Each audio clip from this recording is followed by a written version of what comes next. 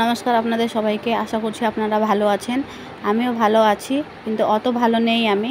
আর এখানে আমি বৃহস্পতিবার ভালো লাগতেছিল না সন্ধ্যার সময়, তো আমি এখানে ব্যাগগুলো প্যাকিং করে নিলাম, যে তারপরের দিন যদি আমাকে হসপিটালে যেতে হয়। তো আমি সব এখানে থার্মাস কিনেছিলাম, এগুলো আগে থেকে আমি কিনে ফেলেছি। আর এখানে আমি সবগুলো রেডি করে নিলাম। এই আমার ব্যাগ প্যাকিং করা দেখে আমার ছেলেও বলতেছে তার ব্যাগ প্যাকিং করে দিতে। এই যে সে কেমন শয়তানি করতেছে, সেও ভাবতেছে যে আমি আজকে আজাদ হয়ে যাব। ওই চলে যাচ্ছে মাসির বাড়িতে। সেও বলতেছে আমার ব্যাগটা প্যাকিং করে দাও। পুরো খুশি, দেখতে পাচ্ছেন কেমন খুশিতে নাচতেছে ও। আর এদিকে আমার প্রায় ওরও কাপড় কুচানো হয়ে যাচ্ছে।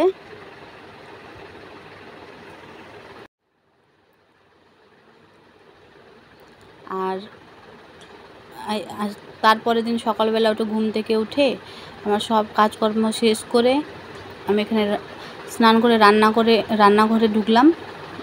আর আজকে বেশি কিছু বানাবো না, ভাত আর মাছের সবজিটা বানিয়ে নিব।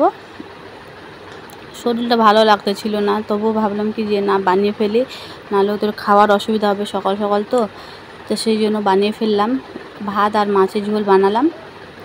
আর এখানে রান্না বান্না সব শেষ করে রান্নাঘর পরিষ্কার করে নিলাম, বাসন ওগুলো মেজে ফেললাম।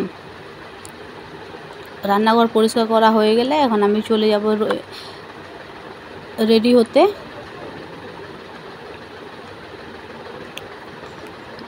আর এখানে আমরা বেরিয়ে পড়লাম, এই আমার বোন বেরিয়ে গেল ব্যাগ নিয়ে, আর আমি এখানে রেডি হয়ে ভিডিও করতেছি।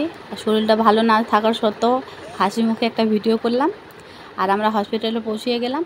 আর আপনাদেরকে যদি ভিডিও ভালো লাগে একটা লাইক আর ফলো বাটন প্রেস করে দিন।